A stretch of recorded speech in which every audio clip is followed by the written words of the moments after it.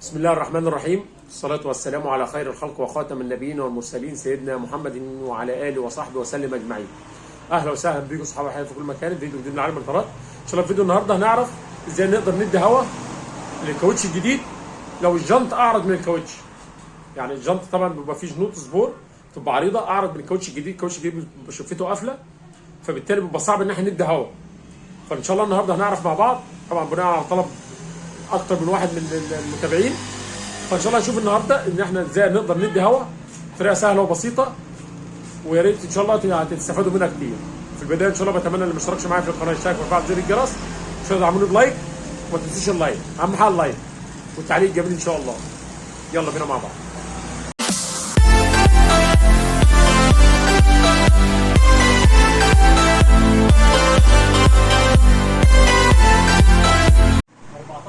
طبعا المشكله ديت بتظهر بالذات في الجنط الاسبور العريض.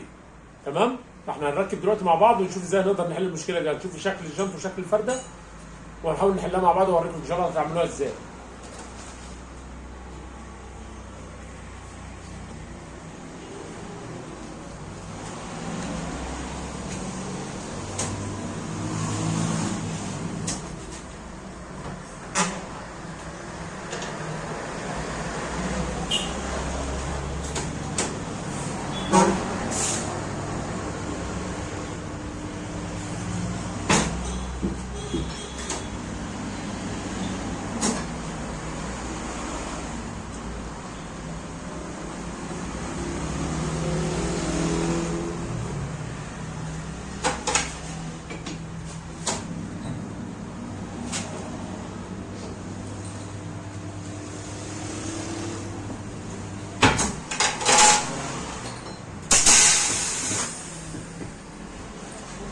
طبعا هركبنا اهوت، شايفين الفراغ قد ايه بين الجنط وبين الفرده اهو، فراغ كبير من الجنبين اهو.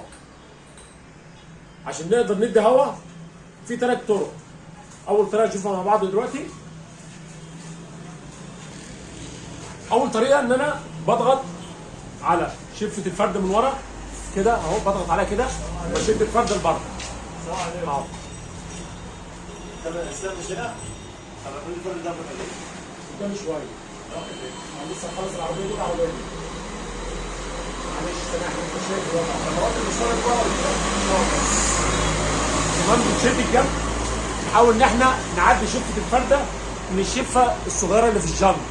بنحاول ان احنا نعديها، عدت معانا عدت ما عدتش بنحاول ان احنا نشد على قد ما نقدر بحيث ان احنا نعمل ان الفرده الجنب يضغط على الفرده كده.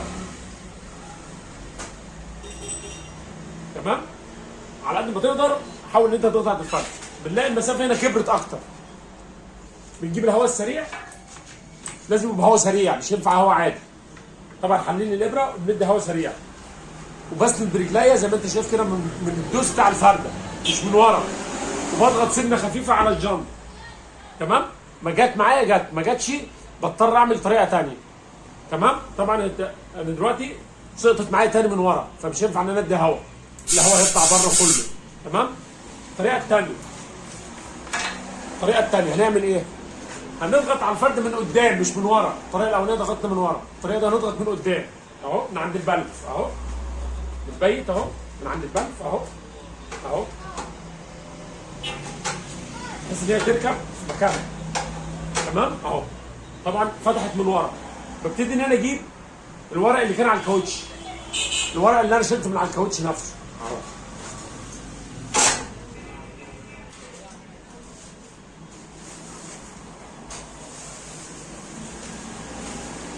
الورق ده اللي انا قطعه من على الكاوتش، ببتدي ان انا احطه في الفراغ اهو، بحطه في الفراغ اللي بين الجنط وبين الفرد.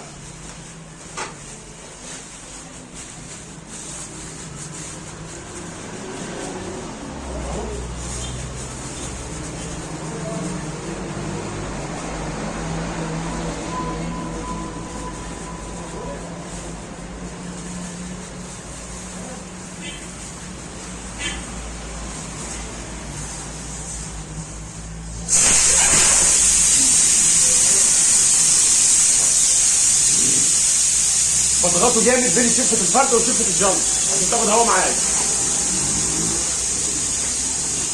نبتدي نجيب الهواء السريع برضه. تحت الهواء الاصفر، تحت الاصفر الثاني. نبتدي ندي هواء سريع اهو. الاصفر الثاني اهو. كده الفرد خدت معايا هواء على طول.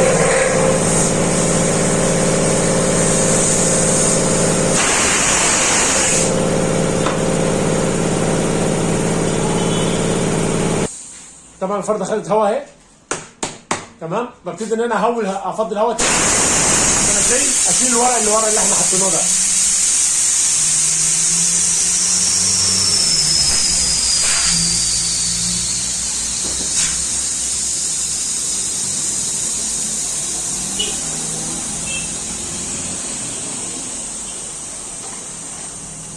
طبعا بنسقط الفرده تاني اهو.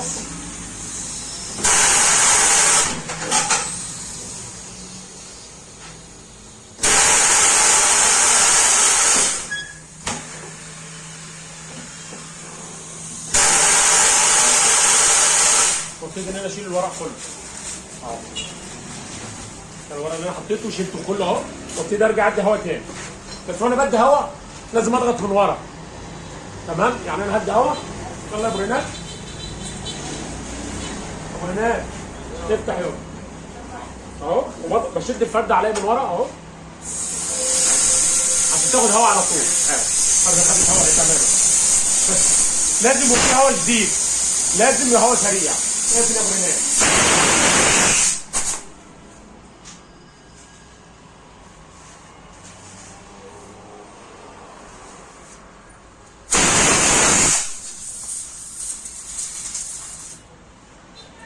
كده دول طريقتين، وهوريكم طريقه ثالثه ان شاء الله. دي كده فرده خدت هوا اهي. تمام. هنشوف طريقه ثالثه بفرده ثانيه ان شاء الله. خليكم معايا. طب انا دلوقتي لو عملت نفس المشكله بس المسافه اكبر، يعني المسافه هنا اكبر من الورق ده يقفلها لوحده، فبضطر ان انا اعمل ايه؟ ممكن اجيب كيس كبير، يعني زي لا مؤاخذه مثلا، انا اسف في اللفظ، كيس اللي هو بتاع الزباله، انا اسف على اللفظ، ونحط فيه الورق ده. تمام. او نحط فيه ورق جرايد،